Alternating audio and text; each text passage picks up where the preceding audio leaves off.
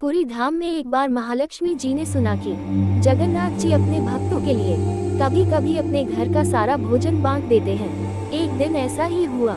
भगवान जगन्नाथ, बलभद्र और सुभद्रा ने गरीब ब्राह्मणों को पूरा भोजन दान कर दिया। घर में कुछ भी नहीं बचा।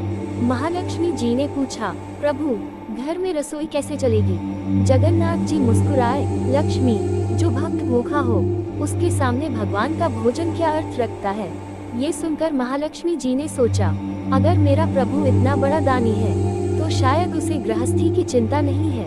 क्रोधित होकर उन्होंने कहा, अगर आपको घर की व्यवस्था की परवाह नहीं तो मैं मायके जा रही हूँ। और महालक्ष्मी जी क्रोध में गृह छोड़कर अपने मायके चली गयी। जैसे ही लक्ष्मी चली गयी, पुरी में अजीब हालात शुरू हो गए।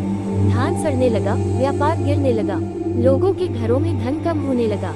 लोग समझ गए लक्ष्मी नाराज हैं। भगवान जगन्नाथ जी ने भी महसूस किया कि घर खाली लगता है, मंदिर का वातावरण बदल गया है। तब भाई बलभद्र बोले, भैया, आपने गड़बड़ कर दी।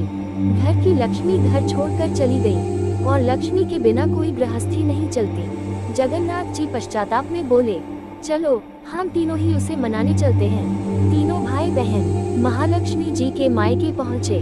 दरवाजे पर खड़े होकर जगन्नाथ जी ने धीरे से कहा, लक्ष्मी, वापस आ जाओ।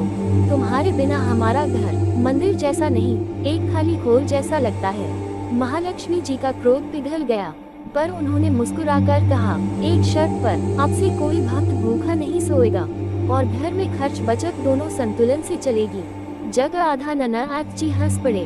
तुम्हारी आज्ञा सर माथे। और उसी क्षण पुरी में समृद्धि, शांति और आनंद फिर से लौट आया। इसलिए कहते हैं, जहाँ जगन्नाथ वहाँ भक्ति, जहाँ लक्ष्मी वहाँ समृद्धि, और जहाँ दोनों। अगर आपको ये दिव्य कथा पसंद आए हो तो जय जगन्नाथ और माता लक्ष्मी का आशीर्वाद सदैव आपके घर परिवार पर बना रहे।